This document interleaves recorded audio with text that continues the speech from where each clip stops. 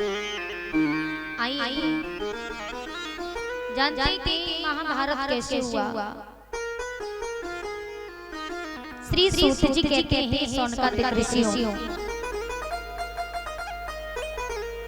कुरुक्षेत्र में ये जो महाभारत हुआ क्यों हुआ, किस बात पर हुआ, आइए जानते हैं। पांडु महाराज और धृतराष्ट्र ये दोनों सगे भाई थे। धृतराष्ट्र बचपन से अंधे थे, नेत्रहीन थे, आंखों से दिखाई नहीं देता था। धृतराष्ट्र के 100 पुत्र थे, उसमें से एक पुत्र का नाम था दुर्योधन। और पांडु महाराज के 5 पुत्र थे, भीम, नकुल, युधिष्ठिर, सहदेव, अर्जुन। ये 5 पुत्र थे, 5 पांडव थे। 5 पांडवों की एक पत्नी थी द्रौपदी, और दुर्योधन की पत्नी। शोर नहीं मचाते, शांति से बैठिए, शोर नहीं मचाते, शांति से कथा को श्रवण करें।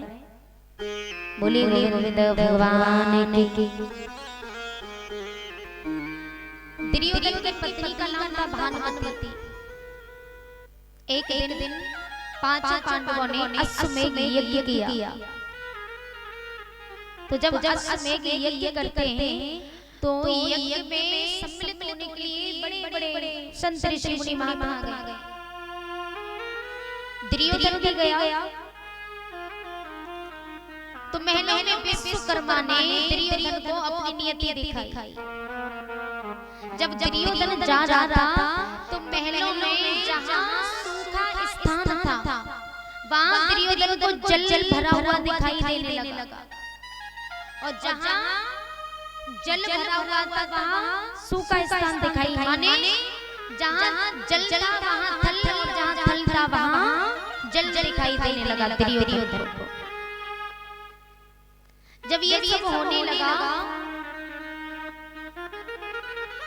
तो दुर्योधन बड़ा परेशान। आगे बढ़ा तो उसने देखा कि जल भरा हुआ है, तो उसने अपनी धोती ऊंची की, देखा कि वहां जल था ही नहीं, धोती नीचे कर ली। आगे देखा कि सूखा स्थान है, लेकिन वही जल भरा हुआ था। उसको दिखाई दे रहा है कि यहाँ जल नहीं है, लेकिन वही जल था। धोती नीचे की तो जा के जल में गिर गया। द्रौपदी छत पर खड़े होकर के केशों को सुखा रही थी, जोर जोर से हंसने लगी, और द्रौपदी के मुख से निकल गया, क्या निकला, क्या देवर जी आपको दिखाई नहीं देता? अंधे का पुत्र अंधा ही होता है। ये द्रौपदी के मुख से निकल गया कि अंधे का पुत्र अंधा ही होता है। ये जो जीव है ना, एक जीव है जो 32 पहरेदारों के बीच में रहती है। 32 पहरेदार कौन से? दांत बहुत सुंदर। ये जो 32 पहरेदार है ना, इन 32 पहरेदारों के बीच में अकेली एक जीव रहती है, और इसको डर भी है कि 32 पहरेदारों के बीच में आई तो ये काटी जाएगी। डर भी है इसको, लेकिन फिर भी इतना चलती है, कच-कच कैंची की तरह चलती रहती है, बहुत चलती है। ऐसे वचन बोलिए जो दूसरों को बुरा न लगे, ऐसी वाणी बोलिए जो दूसरों को कष्ट न हो। लेकिन हम एक जीव हैं, ये भोजन करना तो मीठा पसंद करती है जीव, स्वाद लेना वो जानती है, खाना मीठा पसंद करेगी, कहेगी भैया रसगुल्ला मिल जाए तो आनंद आ जाएगा। कहते हैं कि जलेबियां मिल जाए तो आनंद आ जाएगा। खाना मीठा पसंद करेगी ये जीव, लेकिन बोलती हमेशा कड़वा है, तीखा है। जब खाना मीठा पसंद करती है तो मीठा बोलती क्यों नहीं बोलती, लेकिन कड़वा ही बोलती है। ऐसी बानी बोलिए कि ऐसी बानी बोलिए मन का पाखो और को शीतल करें आप हो शीतल हो।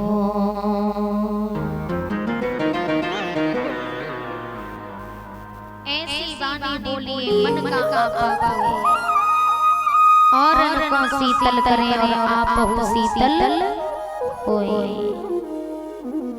ऐसे शब्द बोलिए। आप प्रैक्टिकल करना एक तरफ 10 लीटर पानी में चीनी घोर के रखना तो क्या बन जाता है?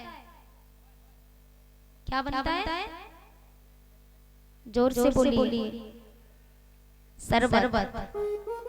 10 लीटर पानी में चीनी घोर के रखते हैं तो शरबत बन जाता है।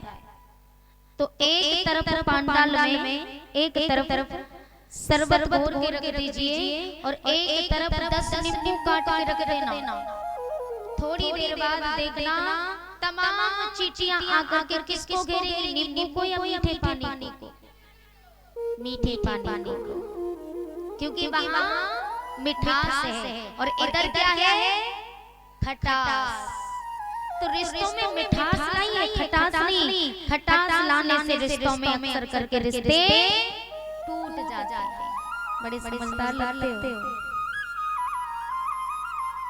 समझदार नहीं हो? फूली गोविंद भगवान की। तो चींटियां आकर के मीठे पानी को घेर लेंगे। नींबू के साथ क्या होता है? बाजार से खरीद के लाया गया, बीच में से काट दिया जाता है, 2 टुकड़े कर दिए जाते हैं, बाद में इसको निचोड़ करके फेंक दिया जाता है रोज कुचलने के लिए। वही हालत आपकी होगी जो खटास फैलाते ना रिश्तों में, नींबू की तरह खटास फैलाते, उनके साथ नींबू क्या करते? नींबू की तरह बेहद होता है। वही दशा होती है जो नींबू की जाती है। इसलिए प्यारे देखिए, एक बार एक कुम्हार था, घड़ा बनाता था। तो कुम्हार ने एक दिन चिलम बनाई और चिलम बनाने के बाद उसने मिट्टी को चिलम का आकार दिया और चिलम बनाने के बाद उसने वो चिलम बिगाड़ दी। उसी मिट्टी की उसने सुराही बनाना प्रारंभ कर दिया। मिट्टी हंसने लगी। मिट्टी ने कहा, रे भैया कुम्हार, तूने अभी मुझे चिलम बनाया, चिलम का आकार दिया और अब मुझे सुराही बनाने लगा। कुम्हार ने कहा, मेरी मर्जी, जो मैं बनाऊं। तो मिट्टी ने कहा, अरे भैया तुझे खुशी हो या ना हो, लेकिन मैं बहुत खुश हूँ। कुम्हार बोला, क्यों? तो बोले कि यदि तुम मुझे चिलम बनाते तो मैं खुद भी सुलगती और दूसरों को भी सुलगाती। तुमने जो मुझे सुराही बनाया है ना, तो मैं खुद भी शीतल रहूंगी और दूसरों को भी शीतल रखूंगी। इसलिए प्यारे शीतल लाइए। अब द्रौपदी ने कह दिया, वही बाणी है ना। द्रौपदी ये कहती कि अंधे का पुत्र नहीं होता तो महाभारत नहीं होता। कुरुक्षेत्र में जब महाभारत हुआ, पूरी धरती लाल हो गई खून से। आज भी वहां की धरती लाल है। इतना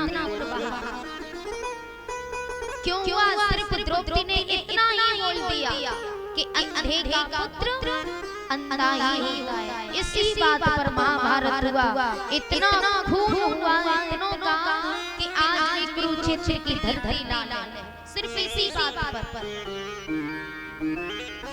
तो दुर्योधन ने कहा कि द्रौपदी तूने मुझे अंधे का पुत्र अंधा कहा, इसलिए मैं भी ये प्रण करता हूँ कि मैंने तुझे यदि निर्वस्त्र करके अपनी जगह पर नहीं मिटाया तो मेरा नाम दुर्योधन नहीं।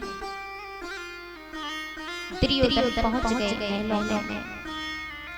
शकुनी ने कहा भांजे क्या बात है, चिंता में क्यों हो? बोले मामा उस पांचाली ने मुझसे इतनी बड़ी बात कही। शकुनी ने कहा भांजे चिंता मत करो, कहीं नहीं हाथ इसने शकुनी का भी है। मामा जितने हुए उन्होंने महाभारत ही करवाया। एक मामा माहिल, मामा मारीच, मामा शकुनी और मामा कंस, जितने मामा हुए सबने महाभारत ही करवाया। तो जिस समय आज शकुनी ने कहा कि भांजे पांचों पांडवों को आमंत्रित करो, जुआ खेलेंगे। पांडवों को आमंत्रित किया, जुए का प्रस्ताव किया तो पांडवों ने मना नहीं किया, बोले नहीं भैया थोड़ी देर खेलते हैं। पांडवों के साथ जुआ खेलने लगे। धोखा करके पांचों पांडवों से सब कुछ जीत लिया। पांचों पांडवों ने अंत में द्रौपदी को भी दांव पे लगा दिया था। पांचों पांडव द्रौपदी को जुए में हार जाते हैं और जुए में जब हारे तो उसी समय पांचों पांडवों ने नीचे सर झुका लिया। दुर्योधन जोर-जोर से हंसने लगा और उसी क्षण दुशासन को आदेश दिया कि जाओ द्रौपदी को पकड़ के लाओ, भरी सभा में निर्वस्त्र करो। तो दुशासन द्रौपदी को पकड़ के लाया और निर्वस्त्र करने लगा, वस्त्रों को उतारने लगा। तो द्रौपदी हाथ जोड़-जोड़ सबके सामने पहुंची, हाथ जोड़-जोड़ के कहने लगी मेरी लाज बचाओ। अपने पतियों के पास में पहुंची तो पतियों ने नीचे सर झुका लिया और जाकर के भीष्म पितामह के पास में पहुंची तो भीष्म पितामह भी नीचे सर झुका लेते। तो द्रौपदी भगवान श्री कृष्ण कहते हैं, श्री कृष्ण से द्रौपदी ने कहा कि प्रभु अब तो मेरी लाज सिर्फ तेरे हाथों में है, मेरी लाज बचाओ। और बोली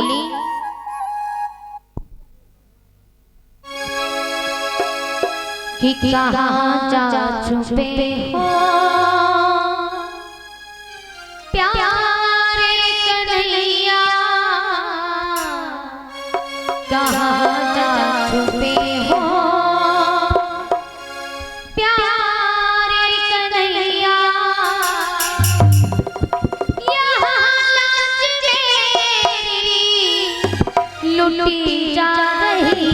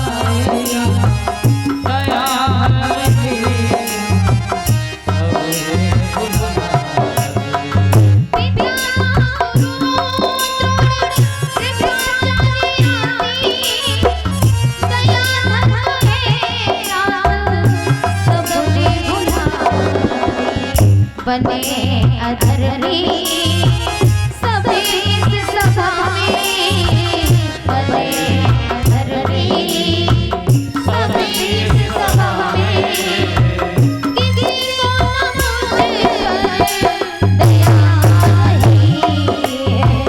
कहाँ जा चुके हो प्यारे रैया, कहाँ जा चुके हो